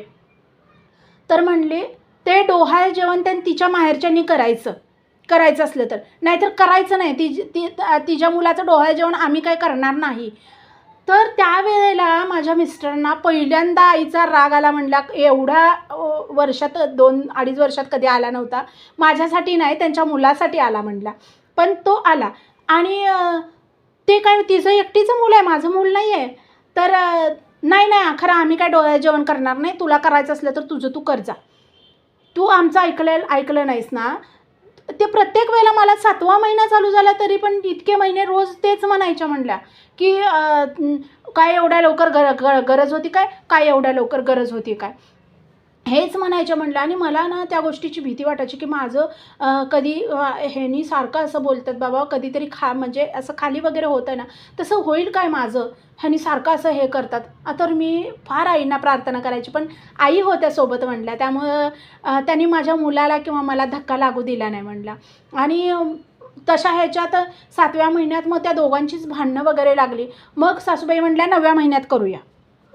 9व्या महिन्यात करूया म्हटल्यावर माझे मिस्टर शांत झाले आणि 9वा महिना ज्यावेळेला सुरू झाला त्यावेळेला माझे मिस्टर म्हणाले डोहाळे जेवण करायचं आहे. तर त्यावेळेला मग म्हणला सासूबाईंनी म्हणला तिच्या आईवडिलांकडनं निम्मे पैसे घ्यायचे. तिच्या आईवडिलांनी काहीही दिलेलं नाही आहे आणि आता डिलेवरीला पण तू पाठवू नको म्हणतोयस तिकडं.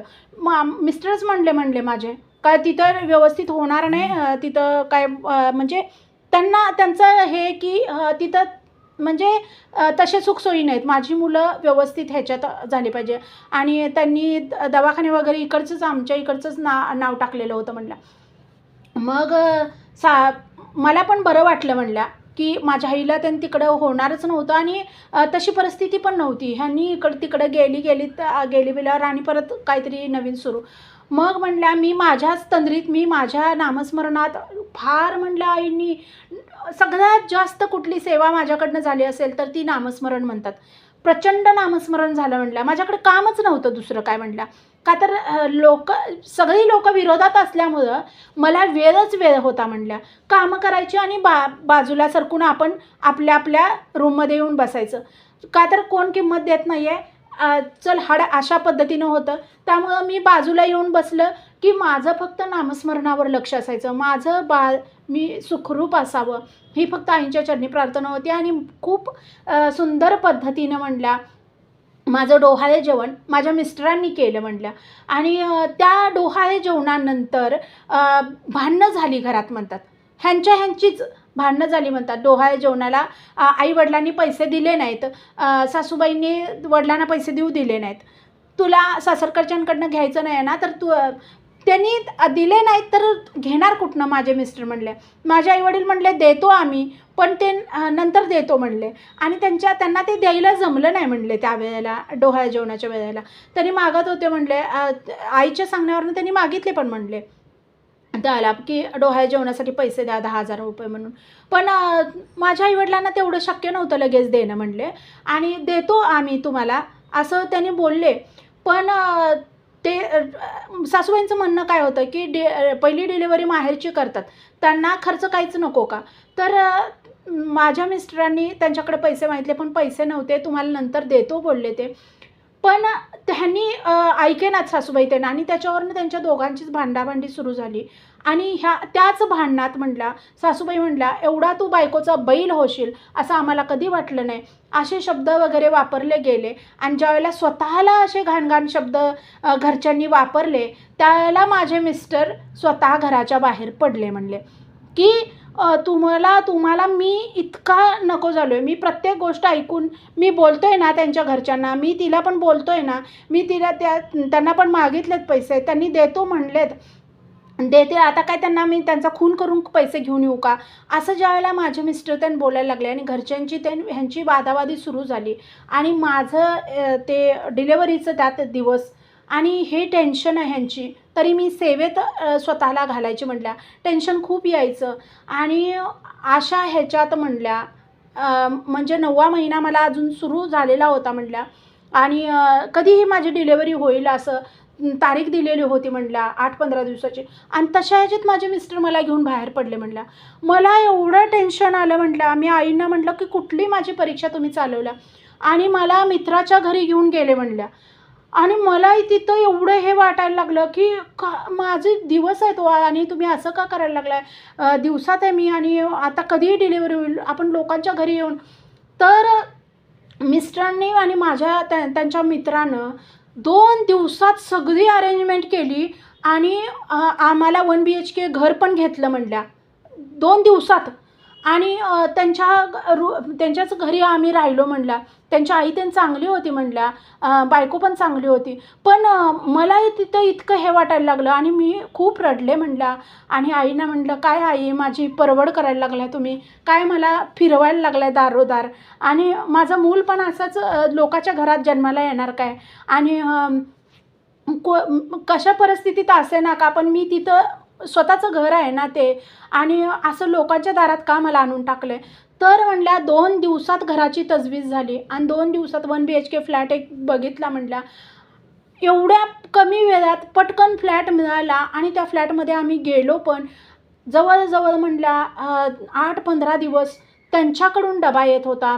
त्याच्यानंतर आणखी एक दुसरे 2 मित्र होते त्यांच्याकडून आणि त्यांनी सगळं का तर मला काहीच करता येत नव्हतं म्हटलं आणि सामान वगैरे तरी पण त्यांनी काय जाऊन तिथनं सरळ घेऊन आले म्हटल्या आणि सगळेजण माझ्या नावानं ओरडायला लागले की हिनंच शिकवलं आणि तुम्हाला खरं सांगू म्हणतात आईंची शपथ मी एकही शब्द मी बोलले नव्हते त्यांना, एकही शब्द आईंच्या शपथेवर त्यांनी सांगत होत्या की मी त्यांना कधीच म्हटलं नाही घर सोडा म्हणून आणि मी कधी ही अपेक्षाच नव्हती म्हटल्या. मला फक्त माझं मूल आणि मी व्यवस्थित प्रेग्नेंट व्हावं मी आणि बाळ चांगलं जन्माला यावं एवढंच मी सारखं रोज आईंना मागत होते म्हटल्या आणि ह्यांच्या भांडाभांडीकडं ते म्हणजे माझं पूर्ण दुर्लक्षच असायचं म्हटल्या.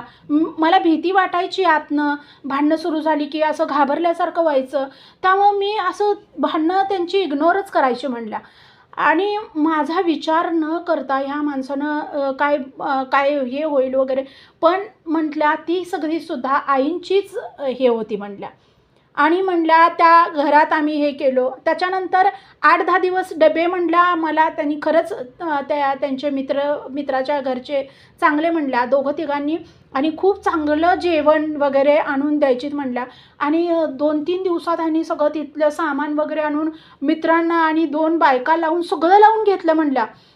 एवढा त्यांना प्रचंड राग आलेला होता म्हटल्या त्या भांडणानंतर आणि मला सासूबाई ज्यावेळेला त्यांनी गेले म्हटलं ऑफिसला जायचेत आणि संध्याकाळी येऊन ते लावालावी करायचे, त्याला मधल्या वेळेत सासूबाईंनी फ्लॅटवर येऊन मला वाटेल ते बोलून गेल्या म्हटल्या. मी त्या दिवशी फक्त रडले म्हटल्या की माझं घर तू फोडलंस, तू नागिन आहेस, तू विषारी नागिन आहेस वगैरे असे शब्द मला वापरले. मी म्हटलं मी तुम्हाला खरं सांगते माझ्या आईची शपथ घेते म्हटलं मी काहीसुद्धा त्यांना सांगितलं नाही, तुमच्या भांडणानंच त्यांनी बाहेर पडल्यात. तर त्यांनी बाहेर पडल्यात ना त्याला तू जबाबदार आहेस, तू आणि तुझ्या आई म्हणजे आमच्या घराचा सत्यानाश तुम्ही दोघींनी मिळून केला, हे शब्द माझ्या सासूबाईंनी वापरले म्हटलं. मी एकही शब्द बोलले नाही आणि तशा ह्याच्यात मी बसा की जेवून तर जावा, म्हणजे दुसऱ्यांनी डबे आम्हाला आणून दिलेत, बसा की जेवून तर जावा. खरं माझ्या सासूनं मला एक बिस्किटचा पुडासुद्धा हे केलं नाही की दिवसातही आणि वाटेल तसं बोलत होते म्हटल्या आणि त्याच्यानंतर 2 दिवसातच माझी डिलेवरी झाली म्हटल्या. 2-3 दिवसातच माझी डिलेवरी झाली आणि मला म्हटल्या मुलगा झाला आणि ज्या वेळेला मुलगा झाला ही बातमी सांगितली माझ्या सासूबाईंना फोनवर माझ्या नवऱ्यानं, त्यावेळेलासुद्धा माझ्या सासूनं फोन कट केला म्हटल्या. मुलगा झाला आहे हे सांगितल्यावरसुद्धा सासूनं फोन कट केलं. ना दीर ना जाऊ ना सासरे ना सासू कुणी बघायला आलं नाही म्हटल्या, कुणी बघायला आलं नाही. पण माझ्या आई माझ्यासोबत होत्या. माझी नॉर्मल डिलिव्हरी झाली, सगळं व्यवस्थित झालं आणि माझ्या मुलाच्या ह्यानं का होईना मला त्या त्रासातून आईंना मला सोडवायचं होतं. मी खूप रडले म्हणल्या त्या गोष्टीसाठी की मला दोष का द्यायला लागलेत सगळेजण, आई का असं हो, आणि मला माझ्या तब्येतीवर काहीतरी परिणाम होईल म्हणून मला भीती वाटायला लागली म्हटल्या. आणि आई का असं करायला लागला, सेवा माझी खंडित व्हायची म्हटल्या या अशा गोष्टींमुळे. म्हणजे खंडित होत नव्हती, पण सेवेत असं भांडणं त्यांचं आल्यावर सेवेत कसं असं लक्ष लागत नाही ना नीट, तसं व्हायचं म्हटलं. आणि मग म्हटल्या डिलिव्हरी वगैरे नॉर्मल झाली, सगळं झालं. माझी आई आली म्हटल्या आणि माझी आई माझ्याजवळ राहिली म्हटल्या. आणि माझे मिस्टर वगैरे त्यावेळेला बोलले म्हटल्या की ह्या गोष्टीमुळं घरात हे ते झालं. माझ्या आईनं म्हटल्या व्याजानं पैसे काढून आणून दिले म्हटले माझ्या मिस्टरांना. आणि मी म्हटलं घ्या. पण आईंनी त्यात काहीतरी बदल केलेला होता. तर त्यावेळेला त्यांनी सांगितल्या माझे वडील पैसे घेऊन आले बरं का म्हणल्या, की घरात भांडणं झाली, हे झाली. माझे वडील व्याजानं पैसे काढून घेऊन माझे आईवडील आले म्हटल्या. पण माझ्या मिस्टरांनी त्यावेळेला ते पैसे घेतले नाहीत. हा त्यांच्या मनाचा मोठेपणा, मी त्यांचं पण लपवणार नाही, काही जे खरं असेल ते सांगणार म्हणल्या ताई. तर म्हणल्या माझ्या मिस्टरांनी पैसे घेतले नाहीत, काय आता घरातनं बाहेरच पडलो आहे आणि तसं पण त्यांना तुम्ही पैसे दिलेत असं मी सांगितलं तरीसुद्धा त्यांना आता काय पटणार आहे का? बरं तुमची पण परिस्थिती नाही आहे म्हणूनच तुम्ही दिलेले नाहीत, असू दे ते पैसे ठेवा तुमच्याकडं असं म्हणले. आणि फक्त तुम्ही जरा थोडे दिवस राहून तिची आणि बाळाची काळजी घ्या. जरा थोडं तुमचं काम वगैरे बाजूला ठेवून आता माझ्या परिवाराला मी नाही सांगू शकत असं म्हणले. आणि माझी आई माझ्याकडं राहिली. आणि त्या काळात माझ्या मिस्टरांनी एवढी काळजी घेतली म्हणल्या. घरात जे सामान आणायचे, घरात जे सगळं हे आणायचे आणि ते सगळं त्यांनी ज्या गोष्टी घेतलेल्या होत्या घरामध्ये त्या त्यांनी अगदी उचलून घेऊन आलेले होते म्हणल्या. मला एवढं ते गोष्टी मला बेकार वाटल्या म्हणल्या खरं तर, की आईवडिलांच्या घरात आपण आणलेलं आहे हक्कानं तर ते तसं घेऊन येऊ नये. पण त्यांनी ते रागानं घेऊन आलेले होते म्हणलं. की आमच्या रूममध्ये जी एक छोटीशी टी व्ही होती, म्हणजे त्यांचीच रूम म्हणावी लागेल. लग्नाच्या आधीच त्यांनी त्यांच्या रूममध्ये एक टी व्ही घेतलेली होती. ती टी व्ही त्यांनी घेऊन आलेले होते म्हणल्या. त्याच्यानंतर म्हणजे छोटीशी म्हणजे तरी मोठी होती म्हणल्या, माझ्या मनानं ती मोठीच टी व्ही होती म्हणल्या. आणि ती टी व्ही घेऊन आलेले होते म्हणल्या. त्याच्यानंतर जे ह्याचं कपाट असते ना, राजाराणी टाईप असते ना, ते म्हणतात, माझ्या अजून लक्षात आहे म्हणतात. आणि माझं ते कपाट अजूनही आहे, पण आम्ही जास्त वापरत नाही म्हटलं. तर ते कपाट वगैरे सगळं घेऊन आलेले होते म्हणले माझे मिस्टर. आणि त्यावेळेला मी म्हणजे मला पुस्तकांना वगैरे हात लावायला व्हायचं नाही त्यावेळेला आईनं. मग मी म्हटलं, आई माझं एक काम कर आणि मला आईंना ह्या घरात आणायचं आहे आता. आणि मग मला काही करता येणार नाही. मग 1.25 महिना झाल्यानंतर म्हणजे माझ्या बाळाला 1.25 महिना झाल्यानंतर 1.25 महिन्यानंतर सगळं ते संपतं आहे ते ह्याचं वगैरे. तर त्याच्यानंतर म्हणला आईंचा फोटो मी पहिल्यांदा आणला. आणि माझी आई म्हटली की तुझ्या पद्धतीनं तू जगू शकतेस आता, जरी भाड्याचं असलं घर तरी पण तुझ्या पद्धतीनं तर निदान तू जगू शकतेस आता. असं ज्यावेळेला आई बोलली त्यावेळेला मला खरंच असं वाटलं की म्हणजे ही गोष्ट आईने करवून आणली का तर मला माझ्या पद्धतीनं जगता यावं. आणि त्याच्यानंतर म्हणतात खूप बदल झाला माझ्या नवऱ्यामध्ये. त्याच्यानंतर माझ्या बाळाची खूप काळजी घ्यायला लागला. आणि आईनं ज्यावेळेला म्हणजे वेगवेगळं सामान वगैरे त्या आईला त्याने कधी माहितीच नव्हतं ह्या गोष्टी म्हटल्या. डाळ भाकरी, बाजरीची भाकरी खाणारी लोक, त्यांना ज्वारीची भाकरी, ज्वारीचं पीठ वगैरे सगळं दळून आणलेलं बघितल्यावर इतकं ती आईला आनंद झालेला. आई म्हणली माझी पोरगी ज्वारीची भाकरी खाणं ही खूप मोठी गोष्ट होती माझ्या आईसाठी म्हटल्या. का तर खूप महाग ज्वारी म्हणून.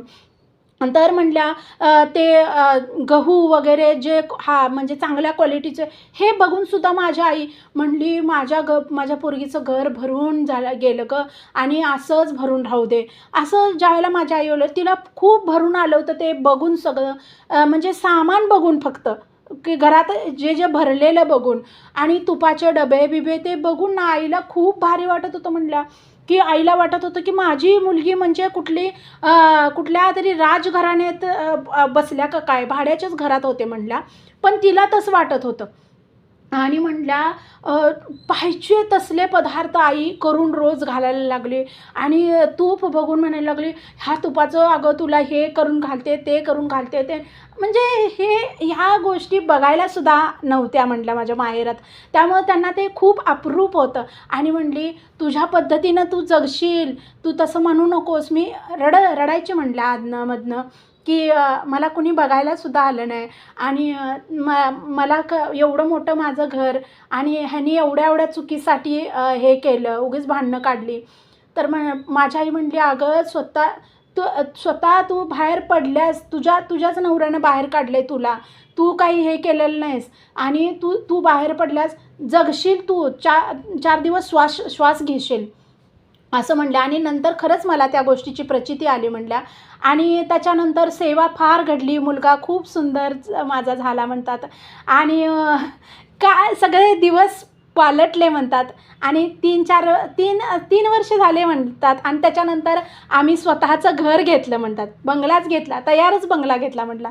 म्हणजे स्वतःच्या ह्याच्यावरती आईंनी सगळ्या गोष्टीतून म्हणजे सासू सासरे माझे 2-2.5 वर्ष माझ्या मुलाला बघायलासुद्धा आलेले नव्हते. ह्या गोष्टीचा त्यांना प्रचंड राग होता माझ्या मिस्टरांना म्हटल्या. मला कधी बोललं तरी पण त्यांना कधी वाटलं नसतं, पण त्यांनी मुलाच्या बाबतीत तसं केलं, त्यामुळं त्यांना प्रचंड राग राहिला. आणि त्याच्यानंतर मग घर घेतल्यानंतर सगळं कळल्यानंतर मग ते एक दिवशी आले होते म्हणले, घराच्या पूजेलासुद्धा आले नव्हते, पण नंतर एक दिवशी आले होते म्हणले सासू सासरे फक्त. अजूनसुद्धा म्हटले दीर आणि जाऊ हे माझ्याबरोबर बोलत नाहीत, अजूनही बोलत नाहीत. आत्ता गेल्या वर्षी माझे सासरे वारले म्हणतात, सासूबाई आहेत अजून आणि तिकडंच असतात त्या. आणि पण माझं सगळं सुरळीत झालं म्हणल्या. मला मुलगी झाली नंतर सगळं सुरळीत झालं. आईंनी सगळ्या गोष्टी हे करत नेल्या. आणि तुम्हाला सांगू म्हणतात इतके बदल मला कधी कल्पनासुद्धा अशी मी केलेली नव्हती की माझा संसार कधीतरी बसेल, पण तो आईंनी बसवला म्हणतात. आणि आता 12 वर्ष पूर्ण झाली म्हणतात, त्या 12 वर्षात पण भरपूर हे झालं म्हणतात. आणि सगळं म्हणजे माझं घर तर एवढं सुंदर म्हणतात की इथंच आहे गडिंग्लजमध्येच, तर एवढं सुंदर घर मिळालं, एवढा सुंदर बंगला मिळाला म्हणतात मला, तयारच तो पण काय मला त्रास घ्यावा लागला नाही. आणि ह्या घरात आल्यापासून तर म्हणतात इतकं सगळं छान झालं म्हणतात, खूप सुंदर झालं माझं सगळं. आणि असंच म्हणतात सेवा. आणि मी कधीही म्हणजे अजूनही म्हणतात की मी कधी सासरी गेले, तिथं समजा आधेमध्ये आम्ही आता कधीतरी जातो आहे, पण सासरी गेले तरीसुद्धा म्हणतात मला तितकासा मान देत नाहीत, अजूनही देत नाहीत. माझ्या मुलाचं तर विषयच नाही म्हणतात, म्हणजे स्वतःचा नातू असून. आणि ह्याच गोष्टीची चीड आहे म्हणतात माझ्या मिस्टरांना, माझ्या मुलाला का त्यांनी तसं करतात काही कळत नाही म्हणतात, पण करतात ते तसं. आणि त्या गोष्टीसाठी माझे मिस्टर तिथं जायला टाळतात म्हणतात. पण आईंनी मला जवळ घेतलं, आईंनी माझं सगळं सावरलं, माझा मोडलेला प्रपंच आईंनी माझ्या बसवला. आणि तो इतका सुंदर बसवला की मी अगदी ताठमानेनं माझं घर, माझा प्रपंच असं म्हणून मी वावरायला मला सन्मानानं हे एक वेगळंच हे दिलं म्हणल्या. आणि खूप सुंदर सगळे दिवस आले म्हणल्या. आता 12 वर्ष पूर्ण झाली. खूप मोठा मी फोटो करूनच घेतलेला होता म्हणल्या, माझ्या घरात होता, पण आता खूप मोठा फोटो केला आहे असा हे परवाच सांगत होत्या त्या. तर असेच छान छान सगळ्यांचेच होणारच आहे आणि आई पाठीशी असणारच आहेत भक्कमरित्या. तर फक्त सेवा अगदी मनापासून सगळ्यांकडनं घडावी ही आईंच्या चरणी प्रार्थना आहे. आणि असे छान छान अनुभव सगळ्यांना येऊ देत. व्हिडिओ आवडला तर like, share and subscribe. Shri Sadgurunath Maharaj की जय. परमपूज्य गुरुदेवता श्री कलावती माता की जय. जय राधे कृष्ण, जय गोपाल कृष्ण, श्री गुरुदेव दत्त. ओम नमः शिवाय.